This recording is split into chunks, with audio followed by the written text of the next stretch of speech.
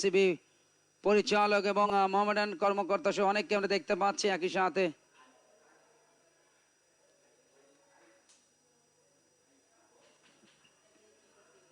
সাকিব আল হাসান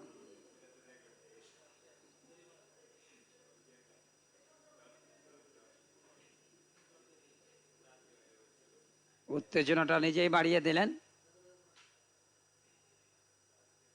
যেটা কোনো ক্রমে কাম্য নয়। সাকিব বিশ্বসেরা অলরাউন্ডার, আমরা একটু দেখে নিতে চাই। একেবারে সামনের পায়ে ভর করে মুশফিক খেলেছেন অফ স্টাম্পের বাইরের বল আরো একটি অ্যাঙ্গেল থেকে, এবং